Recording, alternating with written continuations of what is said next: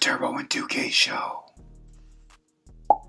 What is up, 2K crew? It is that time of the week again, and no, your eyes do not deceive you. That is Kyle, 2K's Kaler, back in the saddle again. It's been a while, brother. It's good to have you back. It's good to be back. Good to be back. It's been It's been a long time. And if you guys have been following us for any amount of time, you know that it had to be something pretty important to keep Mr. 2K's off of the show last week with his Wolverines' big win. But for those of you out there watching live, welcome, hello, and welcome. Let us know where you're from, and let us know, do you think the College Football Committee got the bracket correct? Because we're going to dive into that here in a moment, but really not a whole lot of news to go over this week aside from the bracket. So but yeah, for everyone out there, go ahead and give us a like, give us a sub, give us a follow, whatever you need to do to make sure that you are always notified as to when we go live every Sunday, 8 p.m. Eastern. Well, 2K crew, 2K's has something to get off his chest. And so we're gonna use that as the news segment for this week. He was pretty excited at dinner last night, and hopefully those juices are still there, 2K's, because a fired up 2K's gets me fired up. So the floor is yours, my friend. Well, obviously it would have been, better. And I wanted to, talk on this last weekend. Obviously I was out of town, in a different state when all this goes on. But you go back, was it the ugliest Ohio State-Michigan game that you've ever watched? Pretty close. I think it's probably the ugliest game I can ever remember watching of those two teams. Definitely not as exciting as the last, probably 3 or 4 for sure, as far as scoring is concerned. And that's what it was going to take for Michigan to obviously, we know what happened. Michigan wins the game. That's what it was going to take. It was going to have to be the ugliest football game played amongst those two for Michigan to beat them this season long. And, it was almost like going into the game, and we were sitting there on, because the family went out to Minnesota for Thanksgiving this year, and we were sitting there on Thursday watching the Lions game when we started talking about Michigan and Ohio State matchup, and I was like, I don't even really care to watch the game. I mean, it's whatever. Michigan's really, really bad. It's obvious. They don't. Their defense is still solid and has their moments. Offensively, they can run the football a little bit, but they obviously have no quarterback. That's been the biggest news of the whole season. And and then you look at Ohio State, this $20 million football team, arguably the best college football team ever assembled. And I seriously said, I'm taking Ohio State, and they were at, I think, minus 20.5. Yeah. Is that what it was at kick? And I said, I'm taking Ohio State on this because I think I saw they were minus 21.5 at one point. Listen, Ohio State had, their offense is so high powered, but all these guys that came back were on the defensive side of the ball. Because the Michigan can't score over 10 points against them. And Ohio State has got a lot of bottled up. They're going to run the score up on Michigan. They're going to throw the ball all over the place against a depleted secondary defense that Michigan has, because there's a lot of injuries on that back end. Then the news came out that Will Johnson was not going to play. I kind of already figured that he was not playing. He hasn't played for a few weeks. So it's even worse. Then the news came out that Colston Loveland, the only thing in the Michigan passing game that they have, is not going to play in it also. And I was like, this is going to be a blowout. Ohio State's going to run the score up. Ryan Day's going to take. They are going to still be throwing the football and running and to the, they got 3 NFL wide receivers. They're going to be throwing to those guys in the third and fourth quarter, and they're going to run the score up, and they are going. That thing a few years ago when Ryan Day said we're going to hang 100 on them, I thought that was what they were going to try to do. I seriously thought that that's what they were going to try to do. And honestly, if I'm Ohio State in the situation, given what has happened the last 3 years, that's what I'm going to fucking do if I'm them. I would be too. That's what I'm going to do. I'm going to hang it on them. And instead, the entitled little fucking prick that Ryan Day is the only thing that could get in the way of Ohio State not winning this game. Is the entitled little fucking prick that was born on third. That he is the only thing. He single-handedly fucked that whole game up because of he let his fucking pride get in the way. He said that I'm going to go. He goes, we are so much better than this team.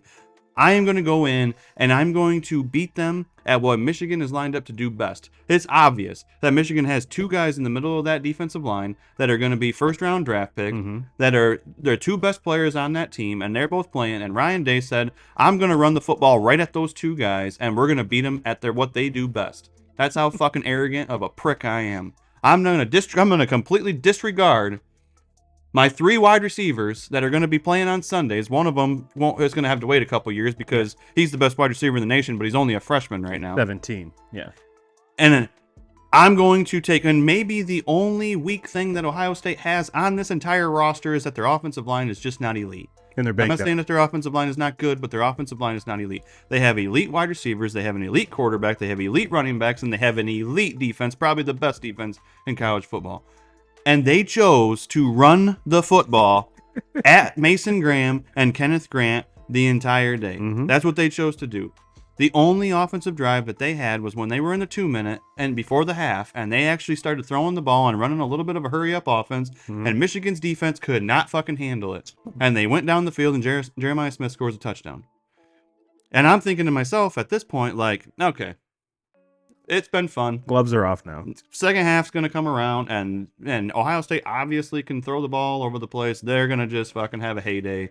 It was a great run. Good job, Michigan. You hung in there for a half. Like, kudos to it. And then they come out in the second half, and they do the same exact thing. They don't score a fucking point. No. And you can say, oh, well, the field goal kicker missed 2 kicks. They shouldn't have been in a situation where they were kicking field goals against them. Yeah. That was the most pitiful fucking bunk ass offensive game plan out of a head coach. If I'm Ohio State fan, like me as a Michigan fan, I'm like, keep this fucking guy here as long as you can, because he is a fucking look, the guy wins football games. I mean, I'm not arguing that, but he can't win this fucking game. No. He's got fucking Jim Harbaugh, born on third comments stuck in so far in his fucking head that I think he seriously locks up. He locks up just the same way he did when the game was over and Michigan was planting that fucking flag. Yep. And all these kids are fighting in the middle of the 50-yard line, and all these coaches are trying to break it up, and Ryan Day's got his fucking hands in his pockets because he locks the fuck up in that game. He was the only one that, I mean, we saw Sharon Moore get in there. We saw everyone get in there. But he's a fucking buffoon. He's a fool. And then I get on there on Monday and I start listening to what some of these other guys are saying. Some of these other, guys like Joel Klatt. I enjoy listening to Joel Klatt. Mm-hmm. Joel Klatt's fucking. He has nothing to say about how bad Ryan Day was as a coach that day. He puts it on Will Howard. Mm-hmm. Will Howard was bad. Will Howard just didn't look like he wasn't even given a chance. I also heard a lot of people trying to throw Chip Kelly under the bus. And then you see, yes, and then but Ryan Day is the head coach. People, Ryan Day has the say in this. Yeah. And then there's people bashing the kicker. Then there's people, Ohio State fans, oh, we got to get a better offensive line. Your fucking offensive line is just fine if you do what Ohio State doesn't recruit bully football players like the way that Michigan and some other teams do. They recruit 5-star, top-end talent to Ohio State year in and year out. They have a number 1, number 2, number 3 recruiting class every single year. Yep. If Urban Meyer was the coach on last Saturday in that game, they beat Michigan by 40+. Yep. If Jim Tressel was the head coach of that team, I'm talking same roster, if Tressel or Urban Meyer are the head coaches of that game, they win by 40. Especially Urban. He is a fucking buffoon. And so when I sit back and I listen to Ohio State fans and they say anything negative about offensive line, kicking, Will Howard, anything, there is only one fucking person that you should be pointing your finger at, and who has completely fucked that thing up, and that's Ryan Day. And look, Ohio State might go on and win the national championship. I think that when you look at on paper, they're the best football team. Mm-hmm. I'm not saying that the guy can't recruit and that the guy can't bring in top end talent. I'm saying that when the games get big and the spotlight's on and they got to go win one, man, I can come up with 5, 6, 7 different coaches I'd rather have on the sideline running my teams than that fucking guy, especially in the Michigan Ohio State game. And when it comes down to it, and I think Ohio State fans would agree with Michigan fans on this one, that game is probably bigger than the national championship. I found that out the hard way. I think that game is bigger. I mean, for me personally, like, as bad as Michigan was, and I will not sit here and say, fuck, Michigan was bad this year. Mm-hmm. They had no reason playing on the fucking field with Ohio State. But the only thing that could salvage this season, and those Michigan kids, was if we can beat Ohio State, people will forget about the season, and it'll be a move on to the next season. Obviously, things did not go as planned. Quarterback situation was dog shit. Got Bryce Underwood, signed and committed there to come there. That's hopefully going to change the whole thing with quarterback. You got another quarterback today too. Herb Street. Fucking Herb Street. Yeah. And which I think is just fucking trolling now. Now we're just trolling. And, but it's just like, everything's, to me, it's like I remember going back, if you go back about 6 weeks ago, I think Michigan probably, right around the time that Michigan was playing against Illinois, and I was like, holy fuck. We don't have a quarterback. We don't have, at that time, they had a quarterback commit, but he was for the following season. So it was going to be a whole nother year of trying to figure out what they were going to do at quarterback. Offensive line was not looking very good. Not that they were looking great, at the end of the season, but they got better. They said they were going in the right direction. Defensively, they didn't look very good. There was just nothing good going on. And then you fast forward a week or two from there, and it was the Indiana game, and Sharon Moore fucking sits on his hands and doesn't call the timeout in the fourth quarter. And I'm thinking to myself, like, holy shit, maybe this job is just, no disrespect to Sharon Moore. I think he's going to be a hell of a head coach. But maybe at that time I was thinking maybe he's just not ready for this spotlight. And man, the way that he ended the season from.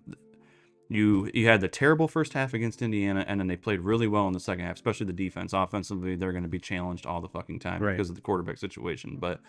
And from that point on, from the beginning of the second half of the Indiana game, that team changed, and I thought they played their best game of the season against Northwestern. I get it, it's Northwestern, but they looked good. They actually, their offense actually looked like they had a pulse. Yeah.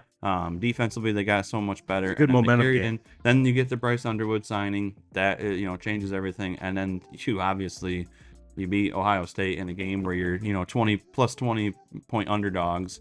You can't think of a better way to really end the season and build momentum to into the future. But man, if I'm an Ohio State fan, Look, I know that the record is really, really good with Ryan Day, and I know that the recruiting classes are really, really good, and the talent's always there. But something tells me that there's going to be a guy that you can put at that Ohio State job. That's always that is one of the most highly touted jobs in all of college sports and all of sports. Yeah, you can find somebody that can recruit the same way that Ryan Day can, and you can find somebody that can bring all that talent in and win all those games. I think you can do a whole fuck ton better than Ryan Day. And the stock of Just for Men will probably go down when he is ultimately relieved of his duties. But no, you hit the nail on the head. And there were so many. And when I talked about it last week, and because I actually was looking to see on Twitter, on just anything on social. It's like, hey, Ohio State fans, what's the temperature down there? Do you want him out? And it was pretty much about 70% wanted him to stay, and 30% were like, get him the hell out of here. Should have got him out of there 2 years ago. And there was a lot of them that were like, when it comes to this rivalry, there are slumps, and so I get that. Obviously, if I was a Michigan fan, yeah, we fucking had huge slumps. Yeah. When we were going against coaches like Tressel and Meyer, couldn't beat them at all. But when I'm talking just completely fucking, Ryan Day lost that game. You can't tell me anything else. Hands down. I'm not going to blame a kicker for missing kicks, and I'm not going to blame Will Howard for not making some throws. They were not calling the plays, and their game plan was terrible. Was not set to win that game. It was set to try to make a fucking point that we're going to go through your two best players, the only two things that you have. We're going to go through those guys. We're not going to fuck that. We're not going to throw with our NFL receivers against your depleted, secondary. We're going to, and you can't come up with the bullshit excuse of, offensive line couldn't hold up, couldn't give Will Howard enough time. Bullshit. Michigan's pass rush wasn't getting to anybody. They haven't been getting anybody all season long. So that's a bullshit excuse right there. And the second that Michigan starts trying to send the house and blitz Howard's just going to run on you. Yeah. So Michigan was, they weren't doing that. But Ohio State comes out and throwing all these short passes and little 5-yard slants and shit like that when they were throwing. Throw that fucker downfield. Yeah.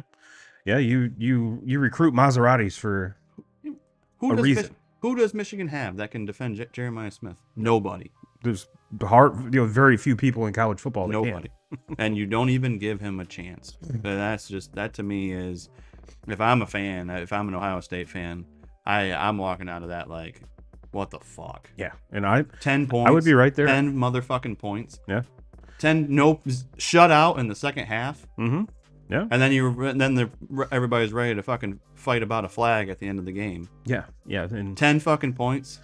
yeah, it's That's worse. That's a worse loss than Notre Dame losing to Northern Illinois. Mm-hmm. That's a worse loss than Michigan losing to Appalachian State. That's a worse loss than Alabama losing to Vanderbilt. That's how fucking bad of a loss that was. Mm-hmm. That's a bad.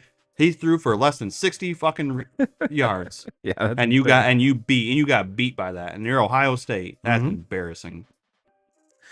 Well, 2Ks, it's been boring without you here. Let's put it that way. But no, everything you say is 100% correct. And I posed the question to the 2K crew last week. And you kind of hit on it. It said, if Ohio State does go on and win the national championship, 90% of Ohio State fans are like, the season's shit.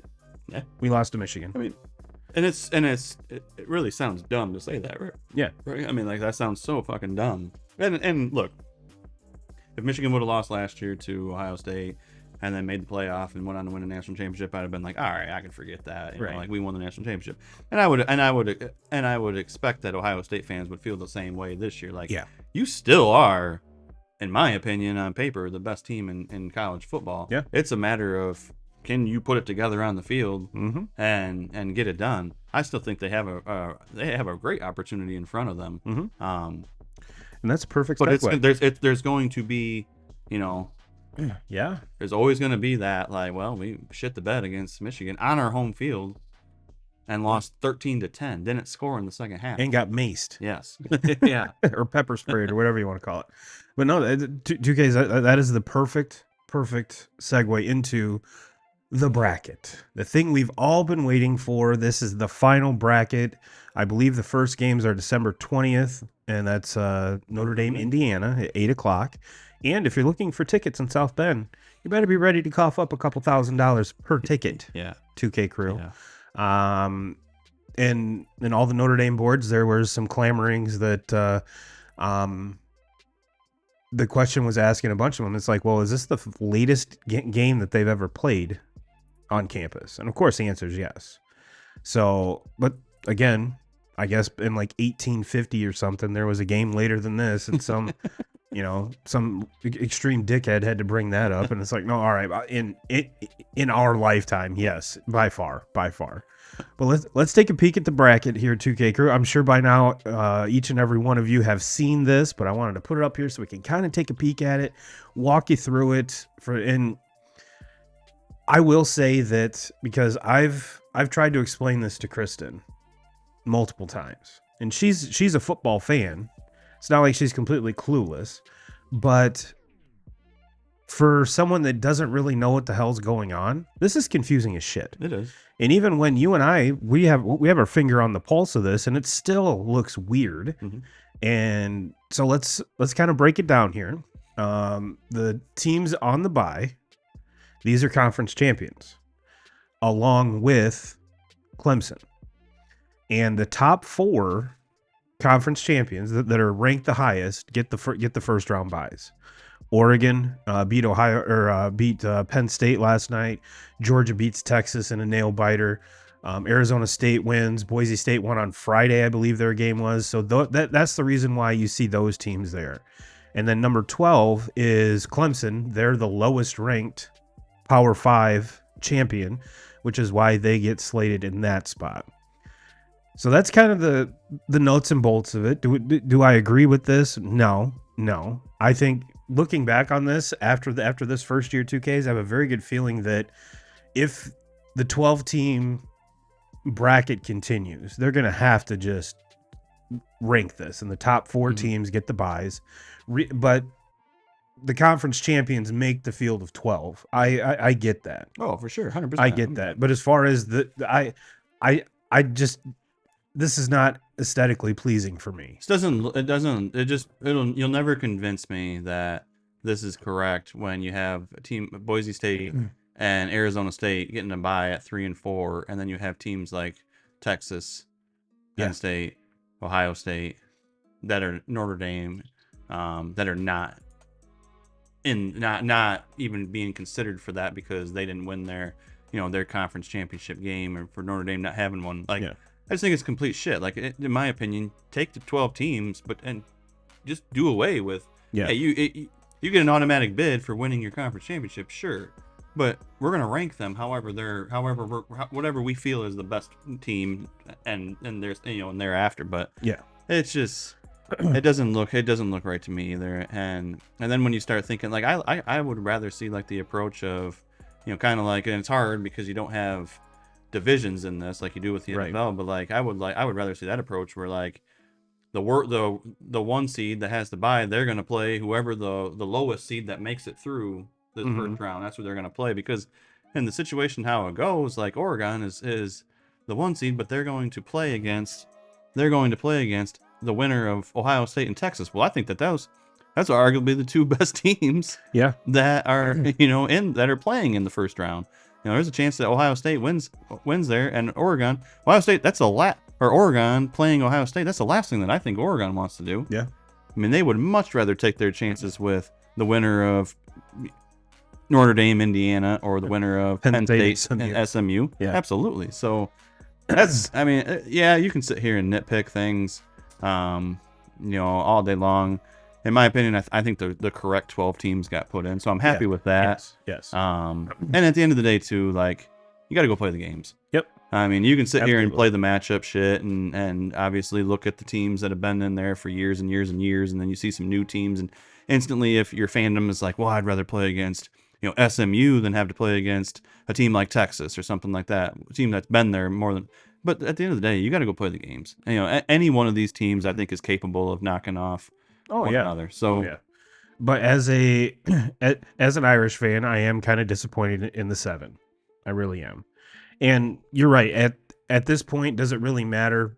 Notre Dame hosts a playoff game, have a very favorable matchup against IU, and this is a matchup that a lot of Irish fans and Hoosier fans have been wanting, because there's been arguing on the internet about who's the best team in Indiana, and it sure as hell isn't Purdue. But if you look at it, and I completely understand having Texas at 5. Texas and Ohio State are probably the best two teams that did not get a bye.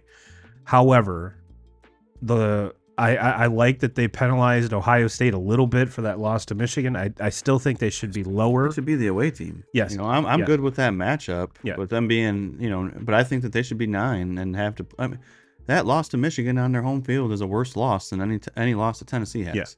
Yeah. So in my opinion, they should be flip flopped on that. And you might be saying to yourself, well, Turbo, they're in. It really doesn't matter. You get the the home field. It shouldn't matter. But if you look at this, I would rather have Notre Dame at 6 to play an SMU team than a Boise State team to get to the winner of the first 2 rounds are a lot easier. But like Notre Dame has 1 loss, and unfortunately for Notre Dame, like that's the worst loss of any of these teams here. Yes. And I get it, like Penn State has more losses when they have 2, but their losses are to Ohio State and Oregon. So you really can't penalize them too bad, in my opinion. I thought that Penn State had a chance to be even 5 in all of this just because of their losses. I think with Texas, it comes down to their 2 losses. They're against the same team, and they didn't. And I think when you start to see the entire bracket come together, they want Texas at 5 and keep them on the opposite side because they don't want them playing Georgia, having to play Georgia again, in a potential semifinal. Yeah. And they do that. Nobody can convince me that shit doesn't go on. I really truly believe that they look at that matchups and they don't want. There's certain matchups that they don't want. Because they don't want to see. It's too new. It's too fresh. Yes. We've seen that now twice. Yep. And you and I were kind of joking about this when we were putting together our game day list as to, okay, legitimately, Ohio State and Michigan possibly could play each other 3 times in a season. Mm-hmm.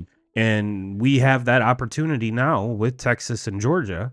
And I will say that there was a lot of people really pissed off at that game that there were so many cowboy hats at the SEC title. Mm-hmm. Mm-hmm.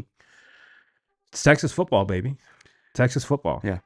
And now we'll see moving forward if Texas does make it to the national title game. Does Bevo travel with them because they wouldn't let him on the field in the title game? Mm-hmm. Maybe that has something to do with it. I don't know.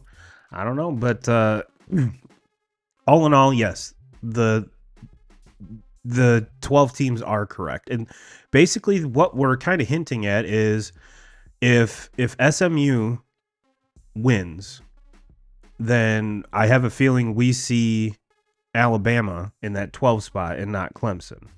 That was kind of the, everyone that was in last week would be in, with the exception of Alabama, depending on stuff happening. Now, we've definitely seen some different seeding from last week, which is bound to happen. And there was so many people, up in arms last week. They're like, oh my gosh, this team needs to be here. This team needs to be here. And it's like, well, calm down, guys, because there's a lot of football left to be played. And to be honest with you, the only ranking that matters is the last one. So as far as getting it right last week, getting it right the week before, really doesn't matter. Really doesn't matter. But let's jump into the matchups now, 2Ks, because I want to get your opinion on a couple things. And you and I we pretty much talked about all of this last night, at dinner. But what we didn't get into is the actual matchups, the numbers, everything like that. And the thing that jumps off the page here, 2Ks, is there's one game on Friday. The rest of them, the other three, are on Saturday. And again, Penn State gets shafted out of a whiteout game. Their game's at noon. Clemson, Texas is at 4, and Tennessee, Ohio State is at 8. Now, what a lot of people were hoping for was these SEC teams, these warm weather teams, going to have to come up and play in the elements of the Big Ten or the northern teams. And the northern teams do have 3 of the home games. The only exception being Texas. The Notre Dame Indiana game, I don't think both teams are going to be ready for the weather, hands down. Oh yeah. I mean, they're only separated by a couple hundred miles and a couple hours, whatever it is, from Bloomington to South Bend. But if you go to this SMU Penn State, then I mean you legitimately have a warm weather team versus a cold weather team, and a team that Penn State loves. That's probably one of the reasons why they are at noon, because if the weather does get bad, you can't get in and out of that stadium. So they want the games early.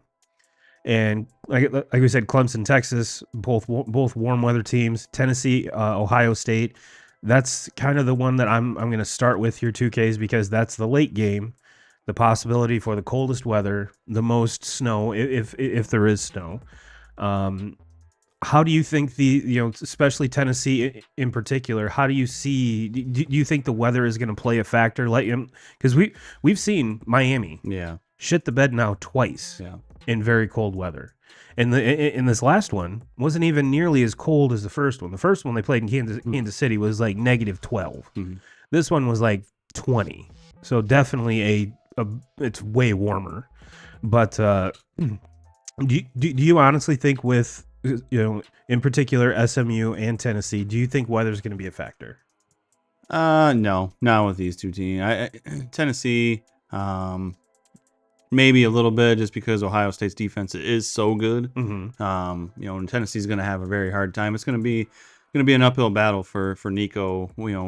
Trying to throw the ball against their defense. They have a very, very good secondary, very good defensive line, and it's going to make it even harder because teams have such a challenge to get any bit of a running game going against them. So I see that being a challenge. The SMU going to Penn State.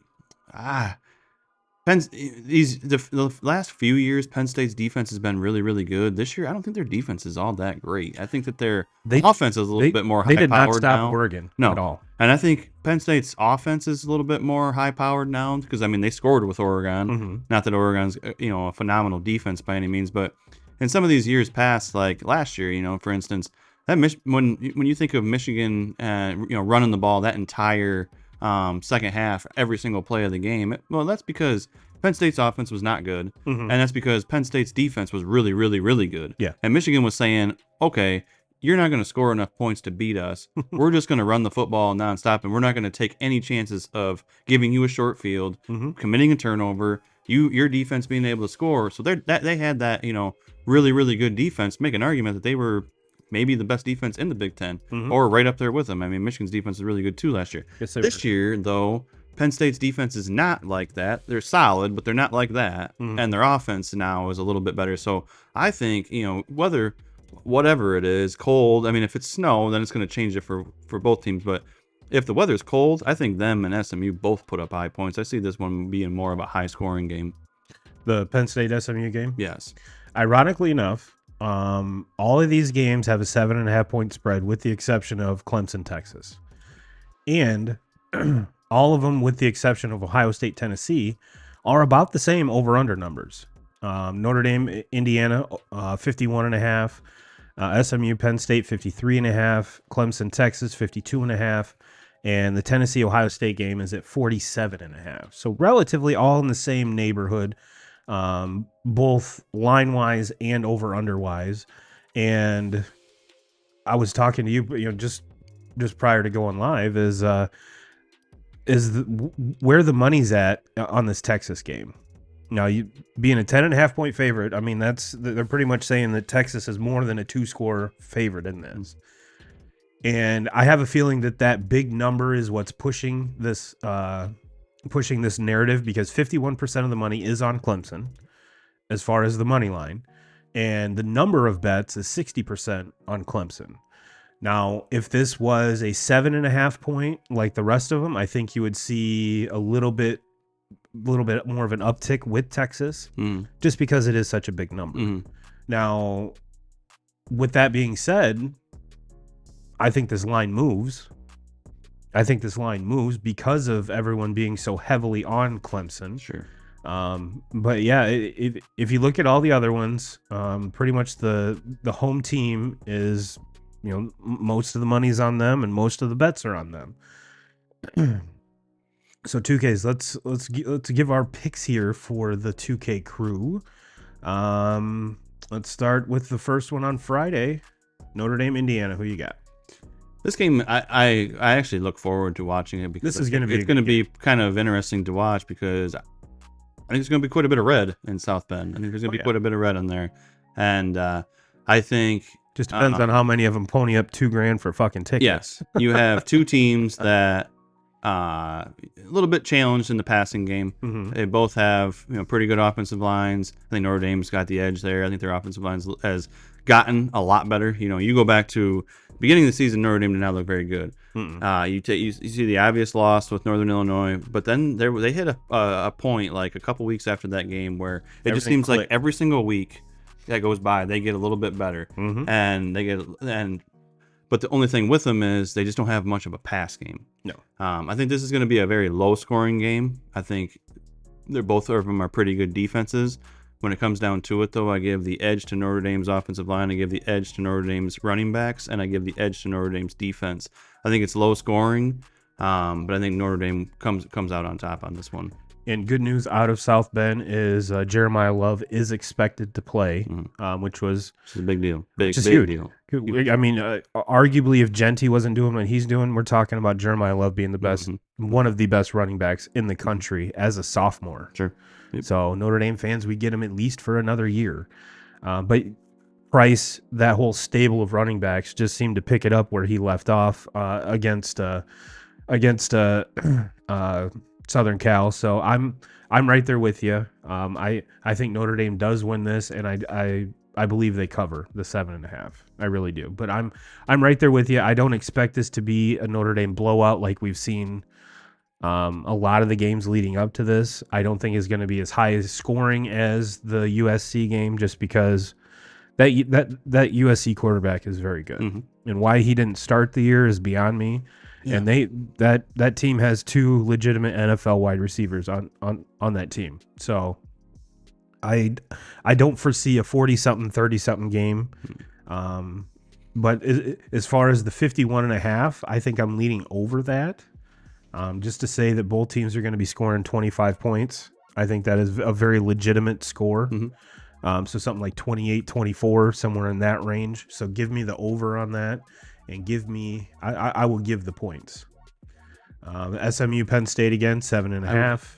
If I was just on that Notre Dame one there, I would take the under in points, and I would say that Notre Dame does not cover the. I think it's low scoring, but I think no. Well, I'm taking Notre Dame to win, but I'm taking Indiana as far as the plus 7.5. Yeah.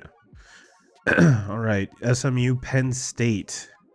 To me, this one comes down to which version of Penn State's offense do we see. Aguilar's been very, very good at times and kind of crappy at times. And I'll be the first to admit I have not watched a lot of SMU football, but from what I've gathered, they are extremely inconsistent. They've lost to teams that they had no business losing to, and kind of won some games that they really shouldn't, on paper shouldn't have won. But I think Penn State wins this one. I will take the -7.5. And as far as, and again, over under is 53.5. That's a tough one. Give me the over on that too. What do you got? I'm taking Penn State to cover on this one, the -7.5. I think SMU is just, they are overmatched in this one. Kudos to their season, great season. That was a great game last night. Made that comeback and made that really gave them a chance to win that game in the end. So I give them kudos for that, but this is a whole different ball game going to Penn State to go play to an environment that is already one of the toughest environments to play in all of college football. I don't even care that it's only at noon. This place is going to be fucking rocking. It would be a whole lot cooler at night. Oh, white out, sure, 100%. Sure. But it's going to be a completely different environment than anything that SMU or any of these kids on SMU have ever played in. And I just think that they're going to be overmatched. I am going to take, what's the points? 53.5. I'm going to take Penn State, and I'm going to say under 53.5, just because I don't think SMU scores much at all. Good point. Clemson, Texas. Texas 10.5 point favorites, over under 52.5. I'm taking Texas and the 10.5, and give me the over on this one. I think Texas is pissed for losing to Georgia, and I think they completely take it out on Dabo and the boys. I agree. I think Texas wins this one. I think they cover the 10.5. And as far as 52, I would take the over on that because I do think Clemson's offense can put some points on the board. But I think Texas hammers them big time in this one. Yeah, like you said, I think Texas is very pissed off about losing twice to Georgia this season. And when things are clicking and they can get it figured out and get it going offensively, it's very, very hard to beat a team 3 times in one season. Yes. And this Texas team, to me, can make a run in this. And the key cog in this game is going to be Cade Klubnik. How does he perform in this game? We've seen him play very, very well at times, and we've seen him play but his getting out of the pocket, being elusive, I think is going to play a big part in this. But I still think Texas is just too good. Too good. Number 7, Tennessee. Tennessee, Ohio State. Let's just do that. 7.5, and the lowest of the over/under totals at 47.5.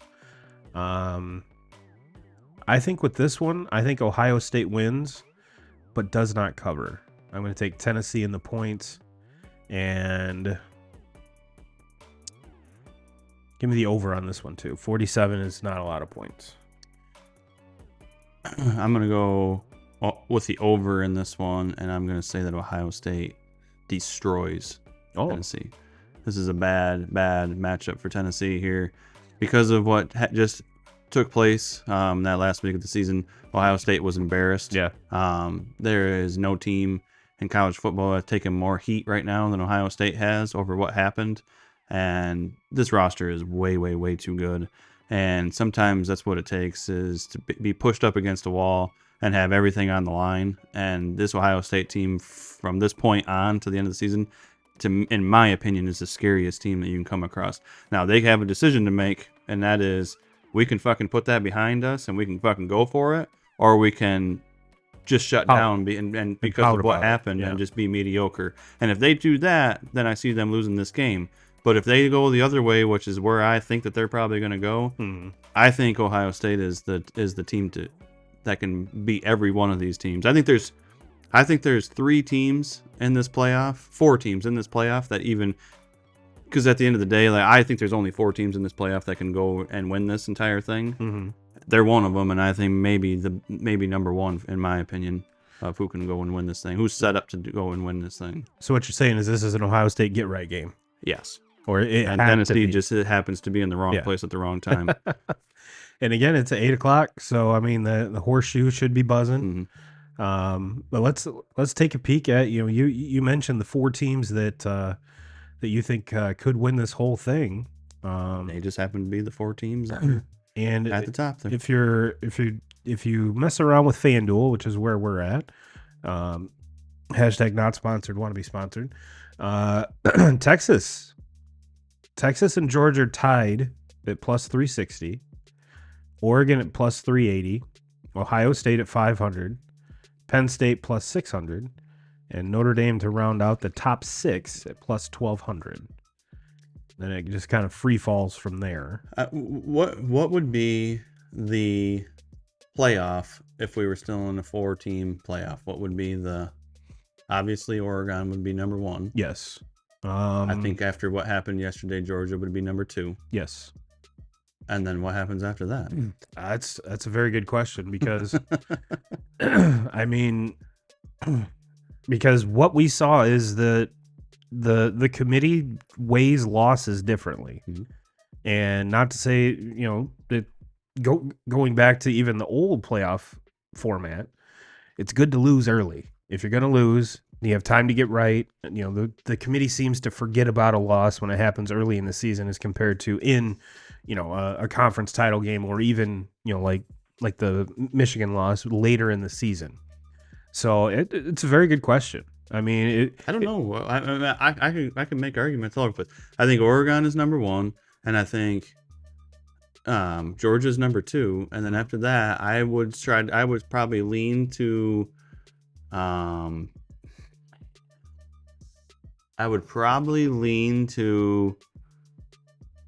holy fuck. I honestly think that this, if it was still the 4 team, just because because everyone but Oregon has a loss, and with that 4-team playoff structure, you could see Notre Dame sneak into 4.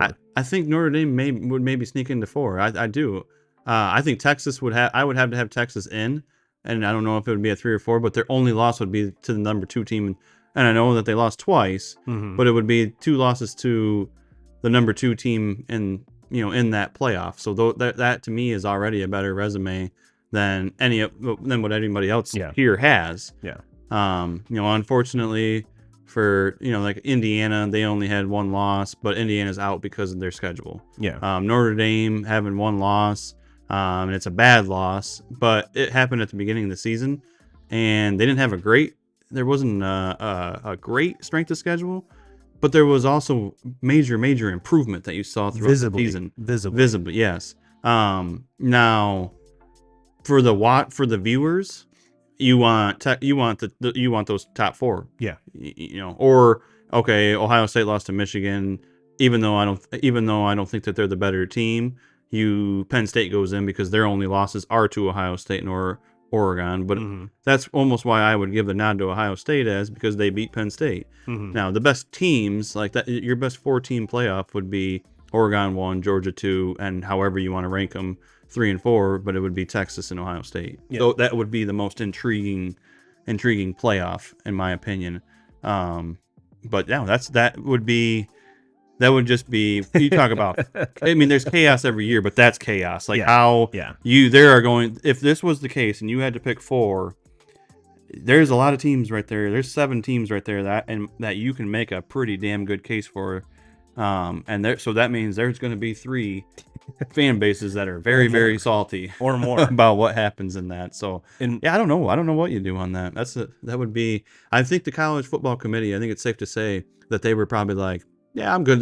Thank God we went to 12 years. Yeah. There are 12 games this year, or 12 teams this year. But yeah, no, that's crazy. Yeah, and I think what's driving that conversation is there isn't a dominant team this year. There isn't that juggernaut team that just sticks out. Yeah, Oregon is undefeated, but you could argue that Oregon really hasn't played a very heavy schedule like in Alabama, like some of these SEC teams. And like last year, you had like 5 teams that showed dominance at points in that season. Like Michigan dominated throughout that season. Washington dominated throughout that season, and Florida State with the injury to their quarterback, to Travis going down, they dominated that season. So you should have had, if Travis doesn't hurt, you have 3 undefeated teams in that college football playoff. That we don't have that this year. No. There's a lot of chinks in the armor of all these teams here. And then you go back to last year, those 3 teams, and then you think, well, Alabama, Texas, and how good Texas was, and they beat Alabama, and Alabama, when it came down to it, when the playoff was made, and Alabama goes in over Florida State, and people are riled up and pissed off about that. Well, I have to be honest, I'm a Michigan fan, and I sat there and was like, fuck.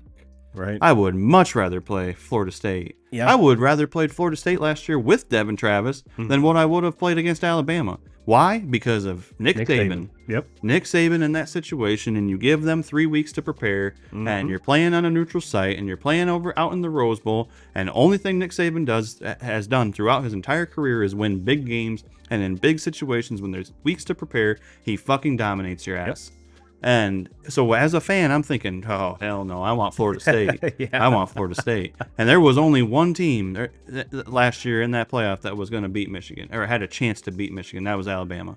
They would have played Texas. They'd have beat the fucking brakes off them. They were going to play Washington. They did play Washington, and they beat the fucking pulse out of them. There was only one. That Michigan-Alabama game, one of the best college football games that we, as viewers, have been able to watch all time. Like, that was... Because the national championship game was a stinker. It was. Because it was a blowout. The 2 best teams in college football last year played against each other. And if you wanted to find the 3rd best team, they weren't in the playoff, and they were Georgia.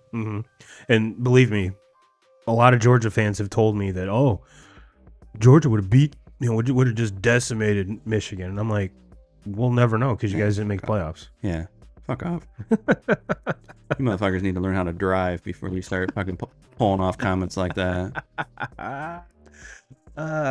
Shit, I love it. You lost, and that's my thing to the Georgia fans. There is like, yeah, okay. I think Georgia probably does give Michigan the best game last year. You lost to fucking Alabama, though. Yeah.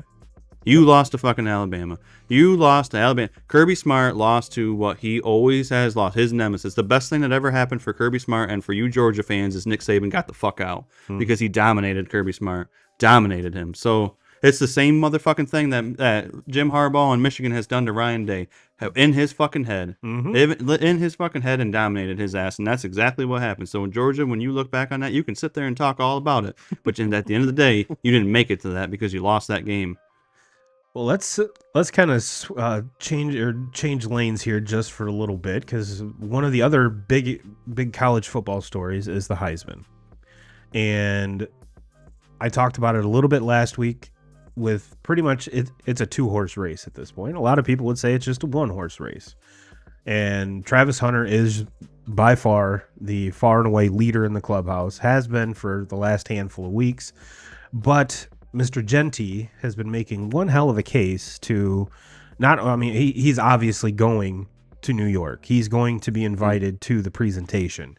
But with the season that he's having, do you think there's any way he wins this award? Because right now, last week when we talked about it, Travis Hunter was like minus 35 or minus 5,000 or 50,000 or whatever it was, something outlandish. Like, why would you even bet on that? And Genty was plus 2,500. So I said, all right, if it's that big of a gap, and just judging off the vibe off the internet that I get, is there's a big push for Genty to win this. Not only from his fans, but I think what's going to be the kicker and quite possibly be what puts, if it does happen, Genty can look back and be like, there's a lot of Deion Sanders hate going around, and no one wants him or his players to be successful at all. And I think, honestly, when you look at it, Travis Hunter is the best football player in the country. He's doing stuff that we've never seen before. And, you as a Michigan fan witnessed Charles Woodson, the only DB that's won the Heisman so far. And I think what he did is what Travis Hunter is doing currently is completely different than what Woodson did.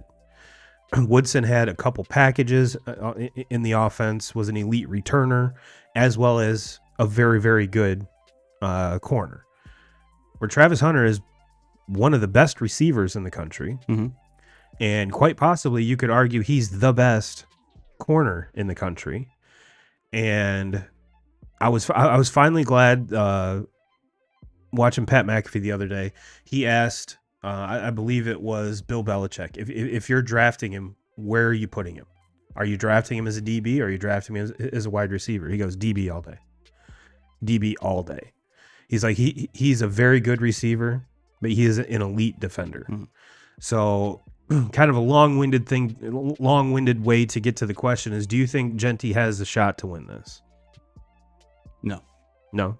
You think it's Hunter's to, even though Travis Hunter is still in Colorado, not playing ball. Hmm.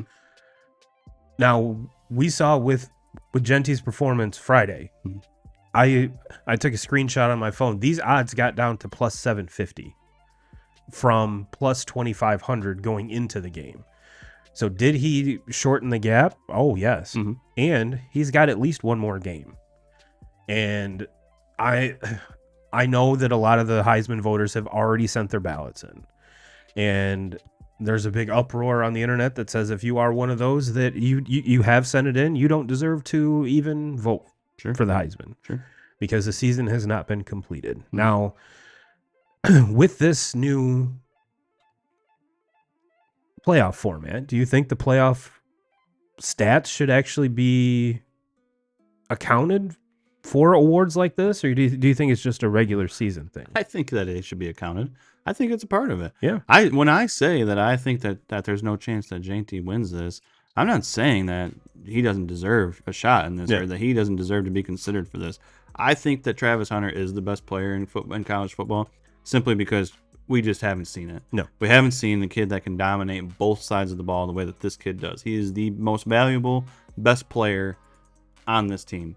But man, it's hard to argue Genty also because he's got a bye. His team was so good this year, and they were that good this year because of him. Yeah. That they have a bye in this thing. They get to sit back for the first week and not play. Mm-hmm. Get healthy. That's a big deal. And then there's a chance that then you're going to face a very solid defense in probably Penn State. Because I think Penn State, we obviously talked about that earlier, that Penn State wins that. Penn State comes in there, and if Genty runs for a couple touchdowns and a couple 100 yards against Penn State, okay. I mean, because look, you can say, and I've heard a lot of people say, well, he's just, they've padded his stats. He hasn't played against anybody. Who the fuck has Travis Hunter played against? Exactly. Because that's the fucking worst. Yeah. Conference. That's Arizona State. Yeah, coming out of the Big 12, and they're the team with the bye. They're like, that conference sucks. Yes. So that argument, this is why, as far as the Heisman goes, like I think it's one of them seasons where not very many people give a fuck about it because unfortunately Travis Hunter is amazing, but nobody really gives a fuck about it because it doesn't have a player from the SEC and it doesn't have a player from the Big 10 that's in the end. And at the end of the day, like those are the two conferences that draw the most spotlight. Yeah, absolutely. Through this whole damn thing. So I feel bad for both of these kids because I think I don't remember there ever being a Heisman year where it really wasn't ever, it just wasn't talked about. Or when it is brought up, it's just everybody's quick to get to the next subject. Nobody really wants to talk about it. I think too, it's because they're the top two quarterbacks are Dylan Gabriel and Shedeur Sanders at plus 30,000 and plus 40,000. Neither one of them have done anything to Dylan Gabriel, quarterback for the best team in college football. Yeah, which usually gets you that award. Which usually gets you that award. And it's not that he hasn't done anything to hurt himself. He just hasn't done anything that has blown any of us away. He hasn't had that Heisman moment. No. And I think too with Hunter and Genty, they have had more than one Heisman moment. Weeks in the season where Genty was 4 touchdowns and 300 yards, yeah, and taking 30 plus carries, like That's a lot. I mean, that's a lot. That's a lot. I get it that Travis Hunter's playing both sides of the ball and he's and is phenomenal at both sides of the ball, but that's what Janty's doing was basically putting the team on his back and saying, just give me the fucking ball and good things are going to happen, and continue to keep giving me the ball and to stay healthy throughout all of this. That to me is it's what's amazing. So I don't think he has any chance of winning it. I think Travis Hunter wins it. If I had a vote, like if I was a voter, I would probably vote for Travis Hunter. Wait, you don't have a Heisman vote? Yeah, I don't have. They took it away. Fuck. But I have heard the arguments that if you basically swap those two guys, you put Hunter on Boise, Genty on Colorado. I think Colorado maintains, even though he is their by far their best receiver, by far their best corner. But I think they have a very similar outcome to their season. If you put Hunter on Boise, I don't think they even come close. It's a pretty good argument. I don't think they come close. And there's also the camp that, well, last I knew, snaps played wasn't really a stat. Which the only reason we're even talking about it is Travis is playing over 120 snaps and every look, single. And the other thing too on this is there's a lot of fucking pad statting. Oh, sure. Going on in both of these situations. Well, there was a lot of games down the stretch that Boise had it in the bag, and they were continuing to run the ball with JT. There was a lot of games where Colorado's had it in the bag, and Colorado's fucking playing from behind all the time. Yeah. So, and everything's high, high scores, and there's no defense played in that conference, anyways. So, you notice how I keep basically saying that this Colorado situation is a fucking joke? Yeah, that's where I'm getting at with it. Do I think that Travis Hunter and Shedeur Sanders are good players? Yes. Yeah. Do I think the situation's a fucking joke? Yes. I can't wait till they're gone. And because when they're gone, that means that Deion's bullshit's fucking gone too, because he ain't ever going to have two players as good as these two. No, and no one's ever going to have a Travis Hunter. Fuck. No. I mean, he's basically the college football Shohei Ohtani. I mean, if you really want to compare it to something. But then again, like I said, it's hard to compare because we've never seen it. And all four of these guys, first round picks, hands down. Genty probably later than the other three. I think we're going to see Gabriel and Shedeur go top 5. And depending on who it is, because there's a lot of teams that are going to be there that already have a quarterback, and they're still Jacksonville, which. Even though Lawrence hasn't played extremely well this year, he's shown signs, and now he's out. Pick of the draft. I'm taking Travis Hunter because when are you gonna get it? When do you have another opportunity where you can go and take somebody that is like Travis Hunter is the player in college football right now. I say he's the best player in college football. He is the generational player, the generational talent that. Guys like this, they don't come up very often. And when you have an opportunity to go draft him, you better go fucking draft him. Do you think they let him play both ways in the pros? No. I don't either. No way. He will not be a wide receiver in the pros. If anything, they'll have a package. Maybe, yeah. But it will not be. No, there's too much money invested into these things. No, you're the first pick of the draft. No, man, I'm drafting you to be in my secondary, be a lockdown corner, be one of the best corners in the game. And that's what you're getting paid to do. Yeah, I 100% agree. I mean, there is, I think in almost any other program other than Colorado, he is a DB. Yeah, and I like what Belichick said, because he is elite on defense. He's not an elite receiver. He just has a good quarterback, plays in a conference where there's no defense, and is able to pad stats. Because the other receiver, and I can't think of his name right now, there in Colorado, is probably the better receiver. And if you look at the numbers, has better numbers there. So he's not an elite wide receiver. He's not an NFL number one receiver. He's not that. But he is a lockdown number one corner. But let's play a hypothetical. Let's play a game, because this is never going to happen. But I think I haven't heard anyone talk about this, and it just came to me. So shooting from the hip here, how cool would it be if Andy Reid happened to draft him? Because you know damn well he's going to have packages in that offense. You know damn well. And if you look at their receivers, I mean, D-Hop is probably the best one, since all the injuries and everything to everybody else. But is he a burner like some of the other guys they've had in there? No. But as far as a possession receiver, he could be very good. and just the wild shit that Andy Reid could come up with for this kid, I think would be absolutely amazing. No, I'm Absolutely makes amazing. me sick thinking about it. I'm so sick and tired of the Chiefs. I'm sitting here like watching the updates on my phone right now, just hoping that the Chargers can beat them. What's it, 3-0 right now? And Fuck. be overthrow like that, and you're like, fuck. Yeah, I think it is 3-0 right now. But no, whoever has the first pick, whoever ends up with Travis Hunter, they are going to be very, very pleased. He is the best player in college football, and like I've said, being that the season is what it is, being that I think that at one time in the season we were really, really high on Quinn Ewers, and then the injury. Yep. And he was down for a few weeks, and it seems like since he's come back, there's been that question of, man, is Arch Manning the better option? And he just really hasn't been able to get it going the way that he was, kind of going there in the first 3, 4, 5 weeks of the season before the injury. So he fell out of it.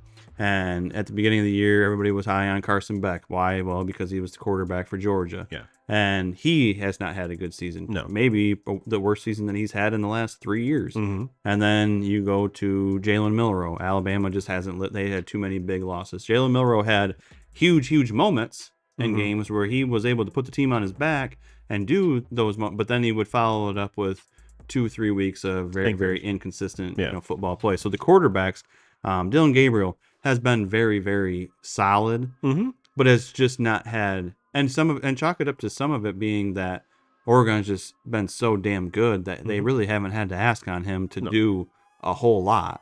So Kind of it's been that JJ year McCarthy where it just played perfect. And yes, it's just played perfect into, for Travis Hunter, being that he is a dominant defensive player that can play on the offensive side of the ball, and for a running back in Ashton Jeanty, that kind of the running back that we just haven't seen in so long. That we've seen really, really, really good running backs, but we just haven't seen running backs that carry the ball 30 plus times for consecutive week and rush for 200 yards and 2, 3, 4 touchdowns in games. So it's everything has. I guess what I'm trying to get at is there just hasn't been it's a quarterback award, and quarterbacks just haven't had those huge moments like we've had in some of the years past. So it's kind of played into these two running the narrative. They've had great seasons, but if I had to vote or if I had to pick one, Travis Hunter would be. Let's because I've seen a lot of mocks, and they have the Patriots taking him. Patriots stink.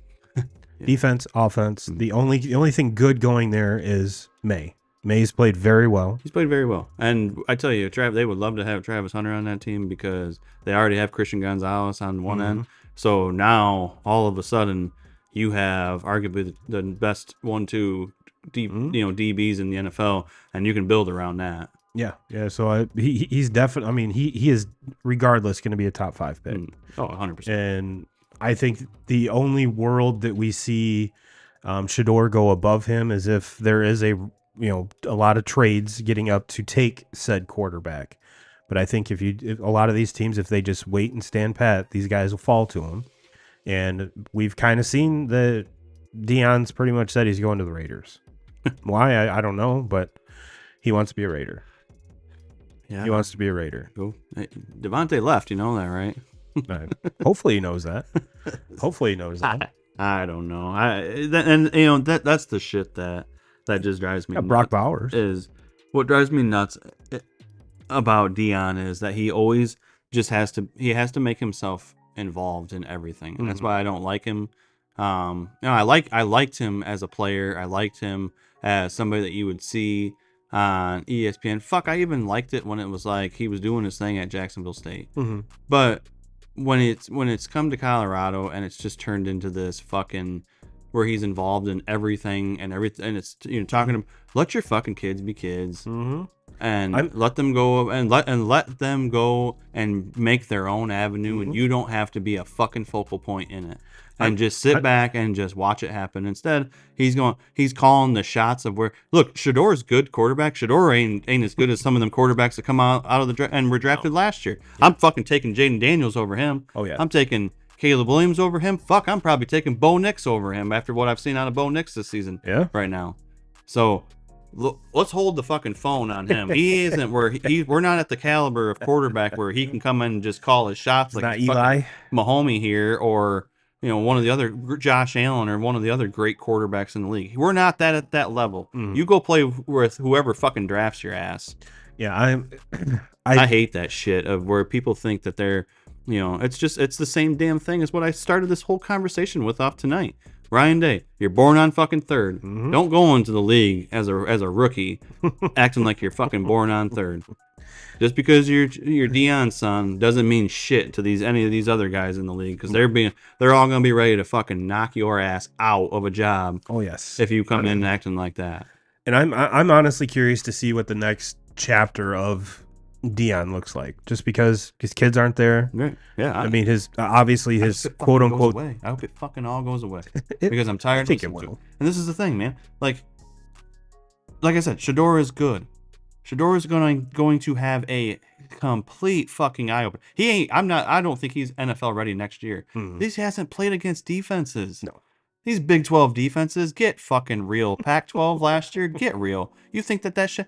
The fucking worst defense in the NFL is way better than any defense and anything that he's ever seen. Oh yeah, and especially if he wants to go into a situation like Vegas. You don't have just terrible to begin with. And he has, and like we just talked about, he has a Heisman caliber wide receiver and another wide receiver on a team is fucking better than him. He's got weapons out the ass, and he can sit back there and just throw guys. Oh, look at fucking. Travis Hunter's got that DB beat by 5 steps. I can complete that pass. And you get to the NFL, you're throwing guys open. Your receivers aren't beating. There's not windows like this in the NFL. You better know how to play the game, and you better know how to make quick decisions. And that's where I think that Shedeur is not very good. You want to talk about a quarterback that takes way too many sacks, and yeah, that offensive line is bad. Terrible. They always have been. But part of the problem is your quarterback holds onto the ball too fucking long too. We're seeing that in Chicago. Yeah. Seeing that in Chicago.